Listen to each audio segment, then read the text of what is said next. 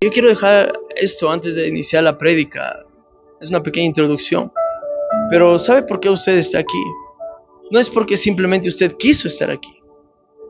Es porque el Señor estuvo trabajando con usted desde que despertó de su cama.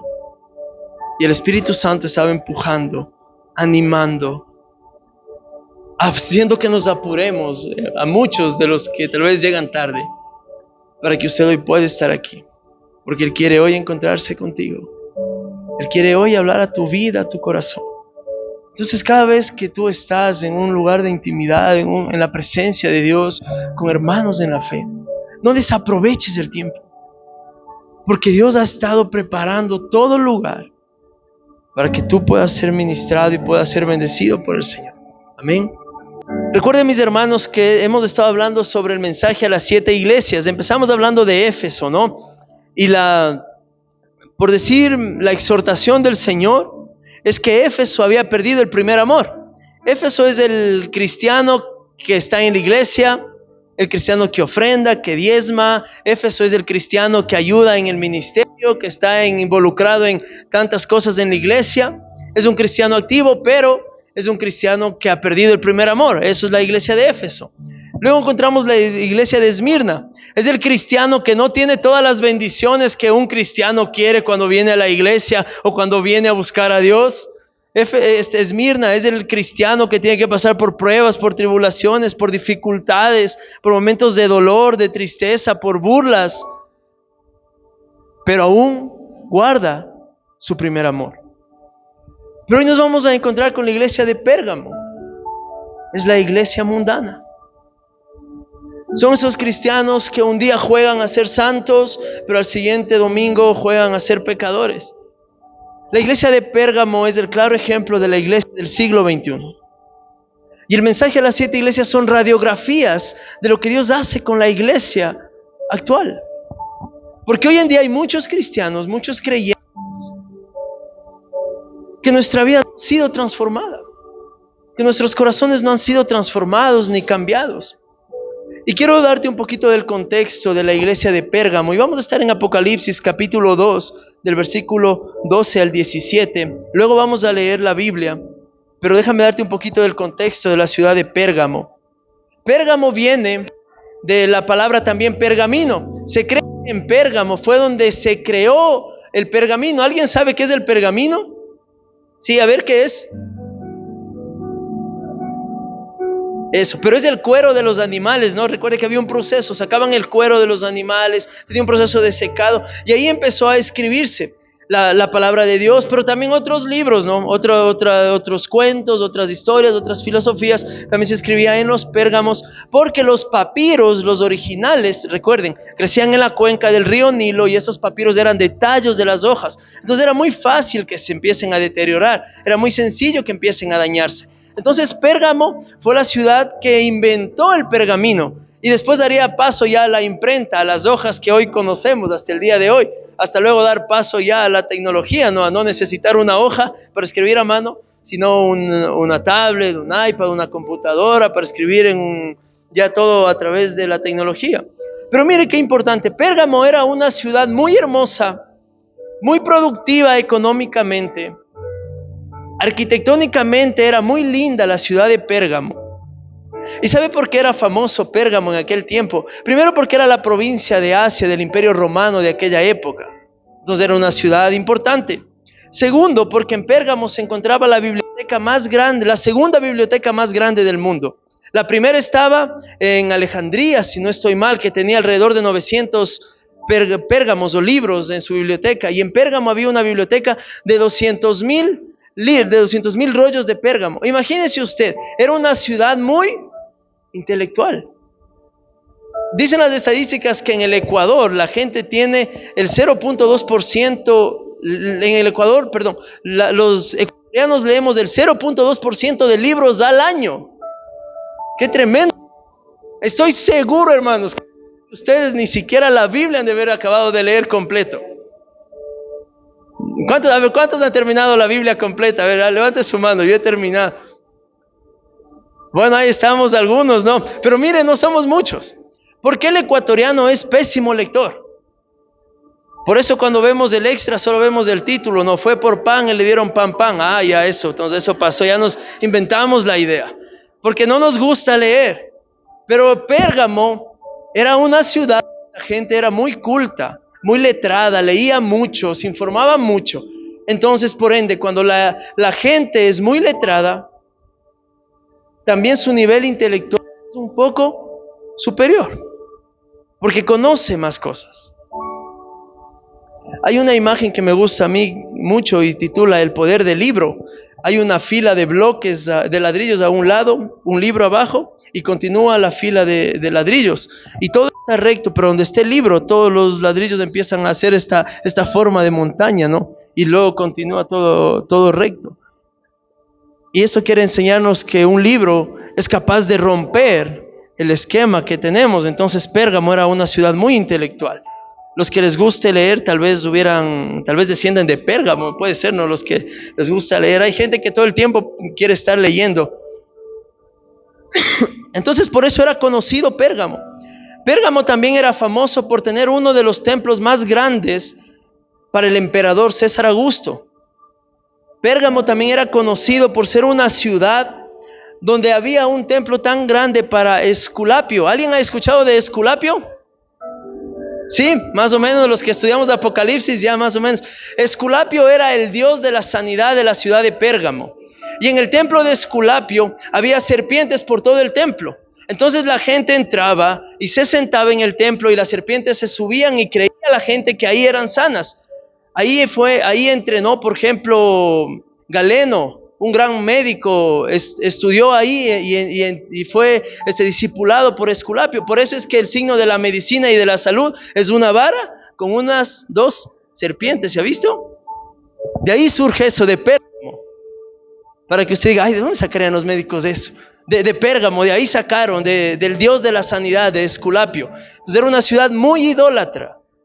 Usted vaya entendiendo, ¿no? Que lo que hoy vemos es lo que sucedió en la historia. Entonces ya están entendiendo un poquito más cómo era la iglesia de Pérgamo, cómo era la ciudad de Pérgamo, ¿no? Luego vamos a llegar a la iglesia, pero cómo era la ciudad, cómo era la cultura de Pérgamo. Una ciudad muy letrada, un pueblo que leía mucho, que tenía grandes templos a Zeus, al emperador César, después a Dominiciano, otro emperador muy malo de Roma. También tenía un gran templo para el nombre Esculapio, siempre se me hace difícil. A veces se me sale como que voy a decir una mala palabra, Esculapio. Entonces era considerado el dios de la sanidad. Pero vamos a ver qué es lo que dice el Señor de la iglesia de Pérgamo. Y vamos a ir al versículo 12. Y vamos a ir viendo de versículo por versículo. El versículo 12. Escribe al ángel de la iglesia de Pérgamo. Esto dice el que tiene la aguda espada de 2 filos. Sé dónde vives, allí donde Satanás tiene su trono. Sin embargo, sigues fiel a mi nombre, no renegaste de tu fe en mí, ni siquiera en los días en que Antipas, mi testigo fiel, sufrió la muerte en esa ciudad donde vive Satanás. Verso 14. No obstante, tengo unas cuantas cosas en tu contra, que toleras ahí a los que se aferran a la doctrina de Balaam, el que enseñó a Balac a poner tropiezo a los israelitas, incitándolos a comer alimentos sacrificados a los ídolos y a cometer inmoralidades sexuales. Toleras asimismo a los que sostienen la doctrina de los nicolaitas. Por lo tanto, arrepiéntete, de otra manera iré pronto a ti para pelear contra ellos con la espada que sale de mi boca. El que tenga oídos, que oiga lo que el Espíritu dice a las iglesias. Al que salga vencedor, le daré del maná escondido y le daré también una piedrecita blanca en la cual está escrito un nombre nuevo que solo conoce el que lo recibe.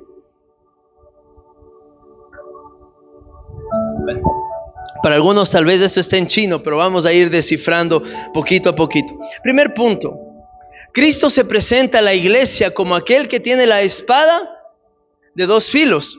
Y sabe que esto era muy importante para la iglesia de Pérgamo, porque en Pérgamo, como era la capital de Asia, actualmente Asia Menor, actualmente eso se conoce como Turquía, Pérgamo era la capital de Asia Menor. Entonces ahí vivía el procónsul. ¿Qué es el procónsul? Es como hoy diríamos gobernador, tal vez algo más importante que el gobernador, como el prefecto de la ciudad más o menos vivía ahí en Pérgamo, y el prefecto de la ciudad tenía la ley de la espada, tenía siempre una espada. ¿Qué significaba esto para la gente de Pérgamo? Que él tenía en sus manos el poder de dar vida o muerte. Cuando el procónsul decía esta persona debe morir, levantaba su espada y tenía que morir, no había otra opción. Si el procónsul decía esta persona tiene que vivir, tenía su espada abajo, entonces la persona vivía. Y Jesús hace una presentación muy interesante. Yo soy el que tiene la espada, pero no cualquier espada. ¿Una espada de qué? De 2 filos. Entonces Jesús les está diciendo, yo tengo más autoridad que el procónsul. Mi justicia es mucho más grande que la de un gobernador humano o secular. Mi justicia es mucho más perfecta que la de cualquier gobernador que pueda estar en este lugar. Pero ¿qué representa la espada de 2 filos en nuestras vidas? Representa la palabra de Dios que es viva y eficaz. Vamos a ir a Hebreos capítulo 4, versículo 12. Hebreos capítulo 4, versículo 12. Dice, ciertamente la palabra de Dios es ¿qué? Es viva y ¿qué más? Y poderosa, y es más cortante que cualquier espada de 2 filos. Penetra hasta lo profundo de los huesos, hasta lo profundo del alma y del espíritu, hasta la médula de los huesos, y juzga los pensamientos y las intenciones del corazón. Mire, hermanos, Jesús se presenta a Pérgamo, yo soy quien tiene la espada de 2 filos. Está diciendo a la iglesia. Esto no está diciendo para toda la ciudad. Esto es un mensaje a la iglesia. Es un mensaje para usted. Yo tengo la espada de 2 filos, porque mi palabra es viva y poderosa, pero también es cortante. ¿Cuántos se han cortado alguna vez alguna parte de su cuerpo? Todos. ¿Y duele o no duele? Duele, ¿no es cierto? Cuando usted se corta, duele. Por más corte pequeño que sea, duele. Si cortarse con una hoja, a veces nos cortamos, uno está, bestia, qué cortecito, pero cómo duele. Así es la palabra de Dios. Por eso está diciendo, iglesia de Pérgamo, la palabra es como una espada de 2 filos que va a cortar. Pero ahora, ¿qué significa eso en nuestras vidas? Es que a veces el cristiano moderno no quiere que la palabra le corte, sino que quiere que la palabra se amolde a su manera de pensar. Porque mucha gente, por la filosofía moderna, quiere que la palabra de Dios encaje en su manera pecaminosa de pensar. Y una mala noticia, la palabra de Dios nunca va a encajarse en la vida de un pecador. Nunca, nunca. Porque es viva, poderosa y cortante. ¿Pero para qué es cortante la palabra de Dios? Para poder llegar a la profundidad del ser humano, a la médula. No sé si usted alguna vez ha comido un caldito de pata, ¿no? Y usted sabe que la parte de adentro, a algunos les gusta bastante eso. Coge hasta el fondo, se chupa el huesito, ¿no? Hasta llegar a la médula. Algunos que son más carnívoros cogen la alita del pollo y también le hacen pedazos a la alita hasta llegar a la médula. Porque lo medular es lo que necesita ser transformado. Dios no quiere solo transformar los hábitos que tú haces, porque los hábitos que tú haces surgen de lo que está en lo medular. ¿Sabías tú que lo que tú haces es lo que está en lo medular, lo que hay dentro, en lo profundo tuyo? Eso es lo que tú haces. Si tú eres mal hablado, no es porque simplemente te salen las malas palabras, es porque está en lo medular de ti. Si tú eres un mentiroso, no es porque, ay, es que se me salió una mentira. No, es porque está en lo medular de ti, la mentira.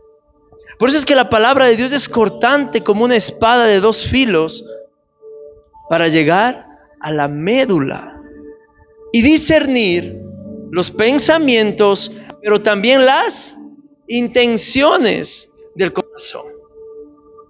Aun cuando usted no diga que mal que me cae ese hermano, no le diga de frente. El Señor ya sabe lo que hay dentro de mí. Ya ha discernido lo que hay dentro de mí. Entonces sí entiende por qué Jesús se presenta como aquel que tiene la espada de dos filos. Porque a veces podemos tratar de usar un evangelio muy superficial o muy light. El evangelio del siglo XXI a veces se vuelve muy light, ¿no? Todo es bendiciones, todo es prosperidad, todo es cielos abiertos, todo es gloria de Dios, todo es unción de Dios. Pero la santidad, ¿dónde queda? A veces la gente quiere más hablar de bendiciones que de santidad. Las bendiciones no te llevan al cielo. La santidad te asegura el camino al cielo. Por eso es importante, hermanos, que el evangelio no sea un evangelio light. Que nuestras vidas no reciban una palabra, siempre una palabra de bendición. Y por eso tal vez mucha gente dice, ay, el pastor siempre nos dice estas cosas que estoy haciendo mal. ¿Por qué es importante? Porque el Señor tiene la espada de dos filos, que es la palabra de Dios. La predicación de la palabra de Dios siempre va a traer cambio en nuestras vidas y transformación. Aquel que no es transformado por el poder de la palabra de Dios simplemente es porque endurece su corazón y no quiere ser transformado. Porque la palabra de Dios no es del pastor, no es de un hombre, no es de una iglesia, no es de una denominación, no es de la teología. La palabra de Dios es viva y eficaz porque viene de Dios.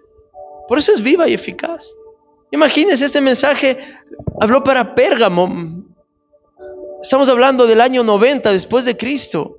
Pero hasta el siglo de hoy tiene tanto poder para transformar nuestras vidas. Amén.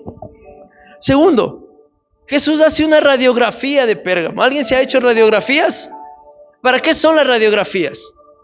Para ver lo que los ojos no ven. Para ver los males, ¿no? Lo que los ojos no pueden ver, ni lo que las manos pueden palpar. Una radiografía me puede mostrar. A una radiografía no le importa con qué ropa estoy. Puedo estar con el mejor terno, pero la radiografía va a mostrar lo que hay dentro de mí. ¿Sí o no? Estamos claros ahí, ¿no?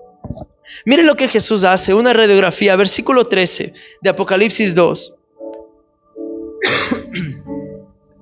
Le dice, sé dónde vives, ahí donde Satanás tiene su trono. Sin embargo, sigues fiel a mi nombre. No renegaste tu fe en mí, ni siquiera en los días en que Antipas, mi testigo fiel, sufrió la muerte en esa ciudad donde vive Satanás.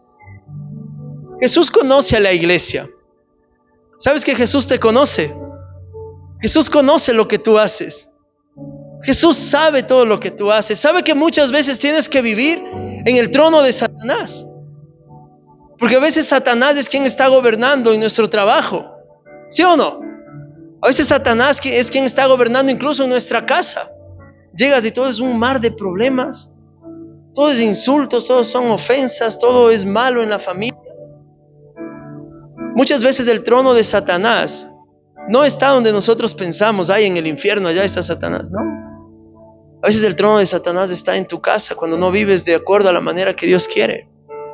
A veces el trono de Satanás puede estar en la misma iglesia cuando la iglesia no vive de la manera que Dios quiere. A veces el trono de Satanás puede estar en tu propia vida cuando vives desobedeciendo las cosas que Dios quiere. Jesús conoce quiénes somos. Él hace una radiografía de todas las iglesias. Él hace una radiografía de nuestra vida. Porque a Él no le podemos impresionar por la vestimenta que llevamos, por el peinado que tenemos, por el perfume que usamos. Ante los hombres podemos decir, ¡ay, qué bestia! Él sí se viste como cristiano.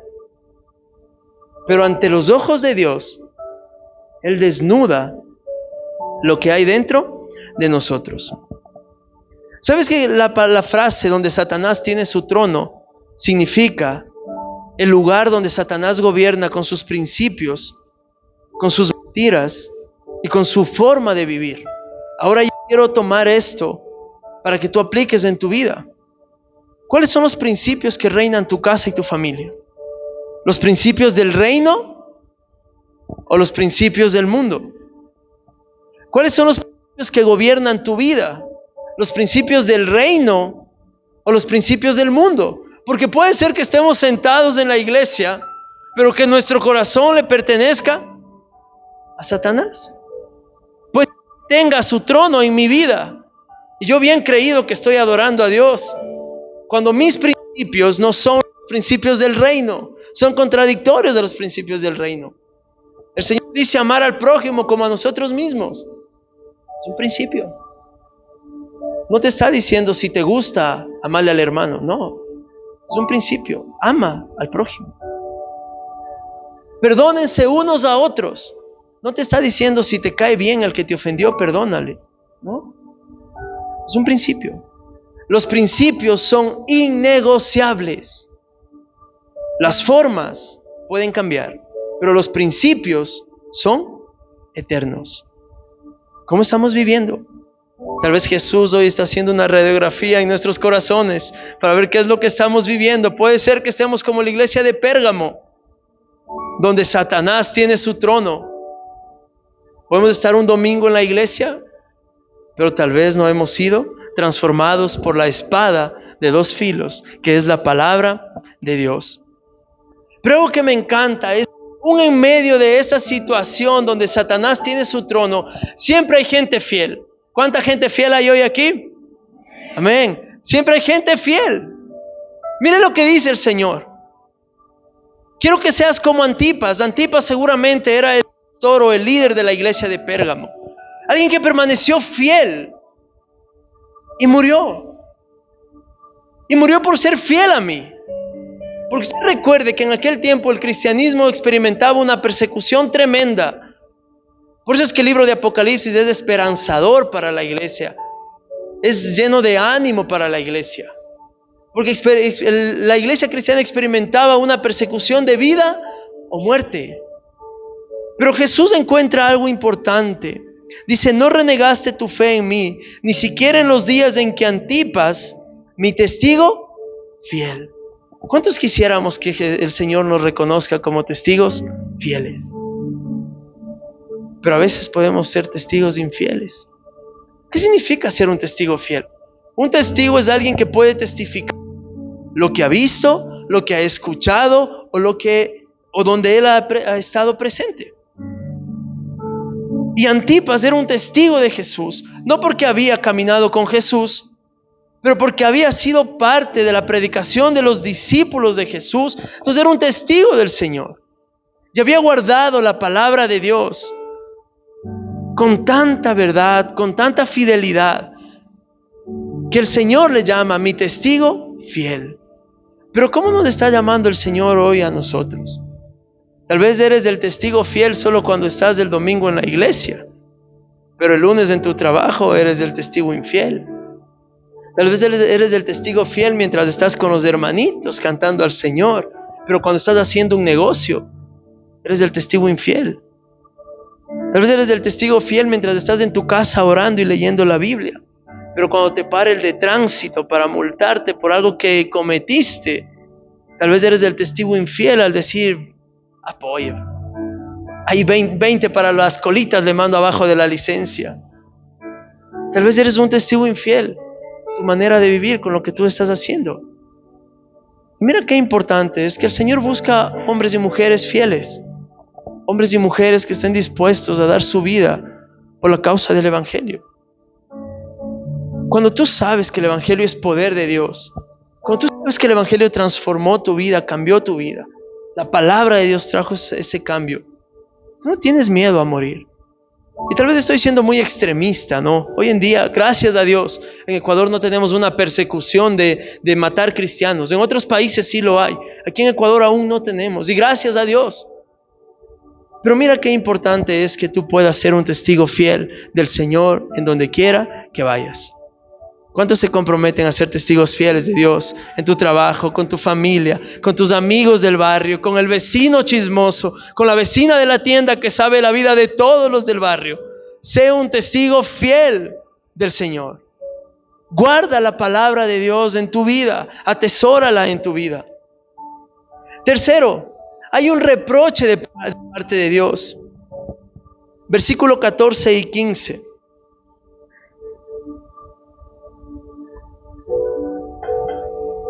No obstante, tengo una cosa, tengo unas cuantas cositas contra ustedes, les dice el Señor, ¿no? Tengo unas cuantas cosas en tu contra, que toleras ahí a los que se aferran a la doctrina de Balaam, el que enseñó a Balac a poner tropiezo a los israelitas, incitándolos a comer alimentos sacrificados a los ídolos y a cometer inmoralidades sexuales. Versículo 15. Toleras asimismo a los que sostienen la doctrina de los Nicolaitas. 14 y 15. Mira, Pérgamo, este es un mensaje a la iglesia, recuerda, no está hablando a la ciudad ya, está hablando a la iglesia. Está hablando a mí, dígame, está hablando a mí. Mire, dice el Señor, ahí entre ustedes, toleras a los que practican la doctrina de Balaam. ¿Y qué es esto de la doctrina de Balaam? Vamos a ir al libro de Números, capítulo 25, para entender un poquito. Números, capítulo 25, versículo 1 y 2. Entonces vamos a leer todo. Usted puede leer luego en su casa todo el capítulo 25, 22, 24, 25, 26 y va a entender mucho mejor la doctrina de Balaam. Pero por cuestiones de tiempo obviamente nos diríamos toda la tarde aquí si es que leemos todos los capítulos. Pero vamos a ir a que usted más o menos mire lo que sucedía. ¿Qué es lo que hacían los de Balaam con los israelitas? Números 25 del 1 al 2. Mientras los israelitas acampaban en Sitín, ¿comenzaron a qué? A prostituirse con las mujeres moabitas, las cuales los invitaban a participar en los sacrificios a sus dioses. Los israelitas comían delante de esos dioses y se inclinaban a adorarlos. Volvemos a nuestro capítulo de Apocalipsis.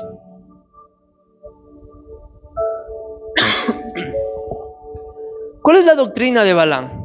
¿Inmoralidad sexual? ¿Idolatría? Esa es la doctrina de Balaam.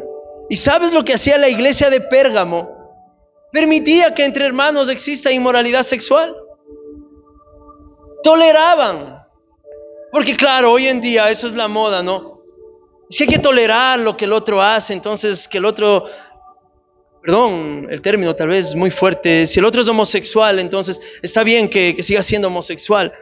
Yo no estoy en contra de los homosexuales, sino que como cristianos debemos estar en contra de las prácticas que ellos están haciendo. Porque la palabra de Dios tiene un cambio para la gente homosexual también. Así como tiene un cambio para el mentiroso, para el chismoso, para el idólatra. La palabra de Dios cambia. Pero el problema es que a veces hay una palabra que hoy la humanidad ocupa de moda: empatía. Pero ¿a qué somos empáticos? ¿Al pecado soy empático? Porque eso es lo que sucedía en Pérgamo. La gente era empática, palabra de moda, ¿no? Siglo XXI, la gente progre. Soy empático al otro. ¿Pero en qué soy empático? ¿En el pecado que está haciendo ahí soy empático? En el pecado debo ser firme, porque no hay otra respuesta en la Biblia. El Señor condena el pecado. No hay otra respuesta. Dios ama a la gente, a todos, nos amó a nosotros cuando éramos pecadores, nos amó. Dios ama a todos. Pero yo no puedo ser empático, tolerar el pecado de la otra persona. Ay, es que si no se va de la iglesia. Que se vaya. Pero el problema, hermanos, surge que muchas veces nosotros permitimos inmoralidad sexual, fornicación, idolatría, de cualquier punto, no estoy hablando solo de ver las imágenes. Hay gente que es muy idólatra, incluso al fútbol, a un músico, a un cantante, qué sé yo. Usted sabe lo que gobierna su corazón. El reproche de Jesús. ¿Cuál era el reproche de Jesús? La tolerancia al pecado. Mire lo que dice el versículo 14. Tengo unas cuantas cosas en tu contra, que toleras a los que se aferran a la doctrina de Balaam, a los que se aferran en vivir en inmoralidad sexual, a los que son novios y fornican. Eso es pecado, está mal. Si tú eres soltero y estás teniendo relaciones sexuales, es pecado. Pero el Señor puede restaurarte, el Señor puede darte un matrimonio, el Señor puede darte una familia de bendición. Pero ¿qué pasa, iglesia? Que muchas veces nosotros, como iglesia, estamos siendo empáticos con el pecado, y a la misma vez no estamos amando a la gente. Pareciera contradictorio, pero déjeme explicar esto. A veces yo digo, ay, es que está en el proceso, es así, algún rato ha de cambiar. Pero el amar a la gente, el amar a las personas, significa que yo miro el pecado de la persona. Yo puedo confrontar en amor, escuchará en amor, por favor, no irá a insultar a la gente, no vaya a decirle todo lo malo, en amor, con palabras sazonadas, con palabras que pueda llevar a la reflexión a la persona, al pecador, al arrepentimiento. Pero qué importante es que la iglesia entienda que nuestra responsabilidad es mostrar la palabra de Dios, cortante como muchas veces es, hermanos. Porque yo no voy a decir que la palabra de Dios todo el tiempo a mí me dice, ay, qué lindo. No, hay momentos donde yo leo la Biblia y el Señor me desafía muchísimo. Y a veces tengo que llorar solo ahí en mis tiempos devocionales por cosas que el Señor está diciéndome a mí. Y me duele y quisiera que no diga eso. Y quisiera que ese versículo sea quitado de la Biblia. Pero no puedo, porque la palabra de Dios es cortante para transformar a los pecadores en santos. Porque el Señor viene por una iglesia santa, no por una iglesia llena de pecado. Viene por una iglesia santa, que ha limpiado sus ropas, que ha vivido de una manera equivocada, pero que se arrepintió y cambió su manera de vivir. Muchos toleraban las prácticas de los nicolaítas. De los nicolaítas no hay mucha información tan específica, pero se dice que eran seguidores de Nicolás. Este Nicolás en algún tiempo fue discípulo de los discípulos de Jesús, pero sucede lo que muchas veces sucede con los cristianos. Terminan apartándose, porque recuerde que Pérgamo era una ciudad muy intelectual. Entonces, este Nicolás, que era seguidor de los seguidores de Jesús, llegó a un punto y dijo, no, yo no estoy de acuerdo con las doctrinas de los discípulos. Yo creo que esto es así. Y se inventó otra doctrina, y esta otra doctrina de los nicolaítas abusaban de la libertad, de la gracia de Dios, para vivir en libertinaje. Muchos cristianos hoy en día abusan la libertad de la gracia de Dios para vivir en libertinaje. Ay, es que el Señor todavía no viene, entonces está bien, me pego nomás, hago estito y ya después pido perdón. Libertinaje. La gracia de Dios tiene el poder para transformarme, para cambiarme, para sanarme y restaurarme. Pero el libertinaje me hace camuflar la gracia de Dios con hacer lo que mi cuerpo quiere. Como dice esa canción, no, dale a tu cuerpo alegría, Macarena, que tu cuerpo es para dar. A veces así somos los cristianos. Dale a tu cuerpo alegría, Macarena. Y ahí queremos hacer lo que queremos con nuestra vida y pensamos que la gracia de Dios está disponible para mí todo el tiempo. Ese era Nicolás, esa era la doctrina de Nicolás, los nicolaítas. Era gente que abusaba de la libertad que había en Cristo Jesús. Porque recuerde que en Cristo Jesús ya no hay más esclavitud, no hay más yugo, no hay más opresión. Hay libertad, pero la libertad no es hacer lo que yo quiero, eso es libertinaje. Libertad es vivir de tal manera que puedo salir a la calle confiado de que el Señor me sostiene, de que Dios guarda mi vida, de que Dios guarda la familia. La meta de la iglesia no es proporcionar un ambiente donde los incrédulos se sientan cómodos y nunca exhortados. La meta de la iglesia es proporcionar un ambiente donde los incrédulos sean arrepentidos, pero que la iglesia les haga sentirse amados. Esa es su responsabilidad. Viene alguien, pide perdón a Dios y arrepiente. Su responsabilidad, amarlos. Nuestra responsabilidad no es decir al pecador, ven, aquí no te van a decir que está mal eso. Esa no es nuestra responsabilidad. Nuestra responsabilidad es hacerles sentir amados cuando aceptan sus vidas a Jesús.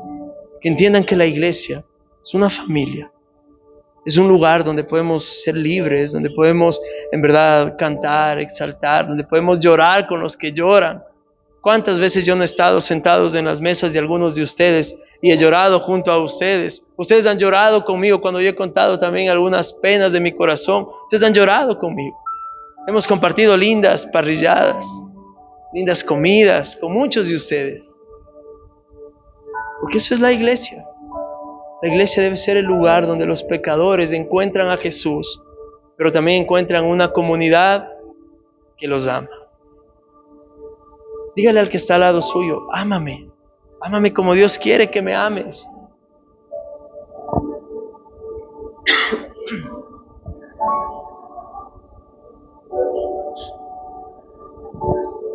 Versículo 4, versículo 16, para ir terminando, mis hermanos.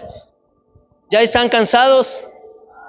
Atrás ya me hacen así, entonces tenemos 5 minutos, por favor, vamos avanzando.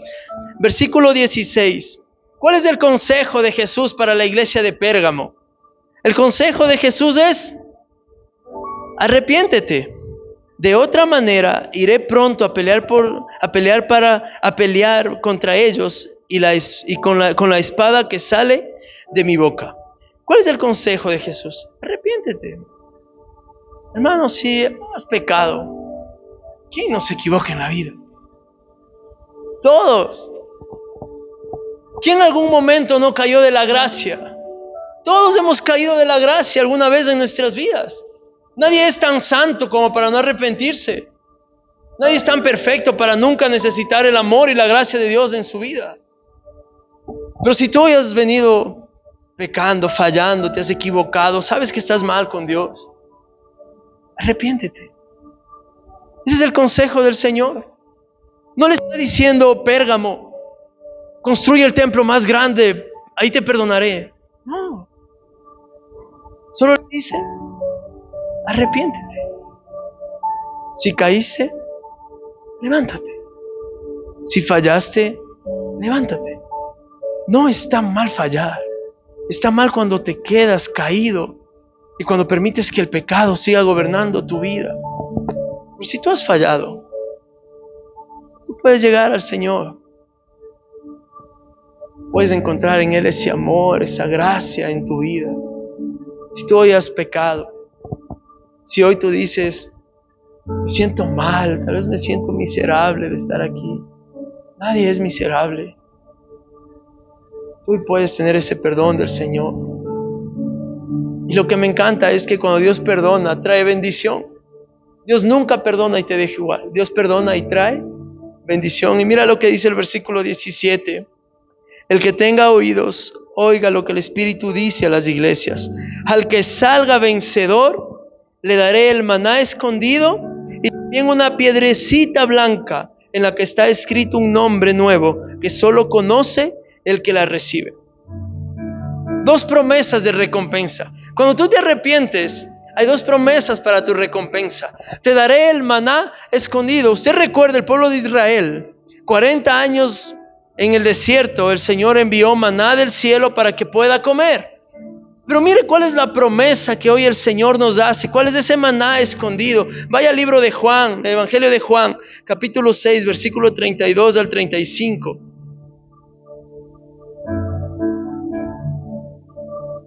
Juan capítulo 6, versículo 32 al 35.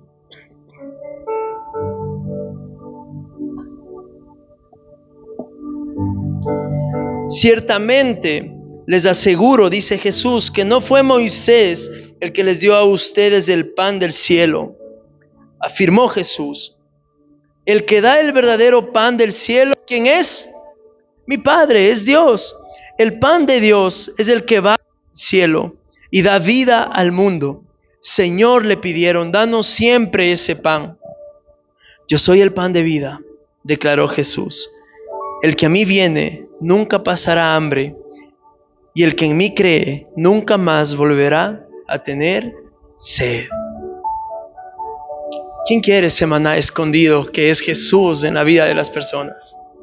Es ese pan de vida, ya no es un pan momentáneo, es un pan eterno en tu vida, es un pan del cual no vas a tener hambre jamás. Y cuando tú crees en Él no vas a tener sed espiritual jamás. ¿Sabe por qué mucha gente a veces busca amor en lugares equivocados? por esa sed espiritual que hay, porque no ha sido perdonada, porque se siente que es miserable, porque se siente que no ha sido sanada del corazón, de las emociones. Entonces trata de buscar algo que le llene a esa persona. Pero solo Jesús es el pan que sacia y el agua que llena a nuestro ser. ¿Y sabes cuál es la bendición? Que está a un arrepentimiento de vivir en nuestras vidas. Está a un arrepentimiento de que podamos tomar esa promesa de ese maná que desciende del cielo para alimentar nuestras vidas. Y segundo, le da una piedrita blanca con el nombre escrito. Esto era muy conocido para los pérgamos y para la gente de Asia Menor. Cuando la gente competía un maratón y era el ganador, el rey o la autoridad de la ciudad le daba una piedra blanca casi transparente, escrito el nombre de la persona. Imaginemos que yo gané el maratón, 20K supongamos que corrí. No creo que avance, pero estamos haciendo un ejemplo.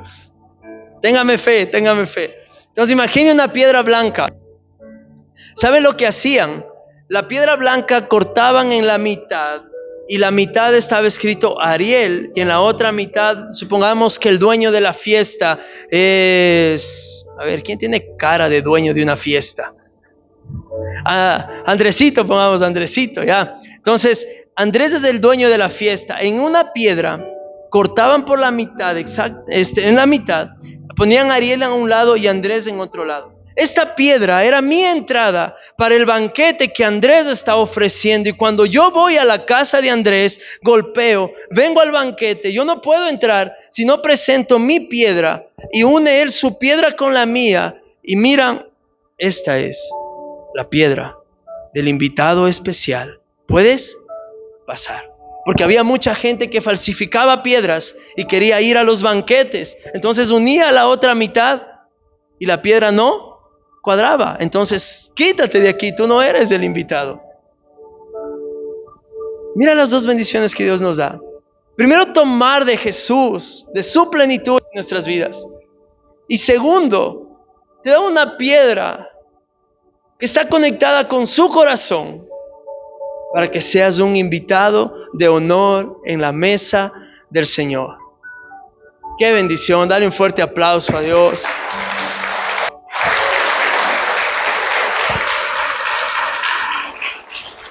Qué bendición. Que el Señor se preocupe en esos detalles, en darte una invitación especial para el banquete que Él está preparando en el cielo. A los que les gusten las alitas, van a comer alitas infinidad. A los que les gusten las costillas, barbecue, ya no vas a tener que ver el precio en el cielo, vas a comerte lo que quieras. El Señor está preparando un banquete, pero tú vas a tener que llevar la otra mitad de la piedra, para cuando llegues al cielo y le digas: San Pedro, aquí estoy, déjame pasar.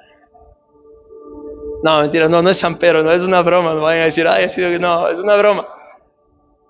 Tú tienes que llevar la otra mitad de la piedra, para cuando estés en la presencia del Señor, Él diga: ay, saliste vencedor, no me equivoqué contigo. Por eso tienes la invitación, entra al gozo de tu Señor. Ponte de pie y déjame orar por ti esta mañana.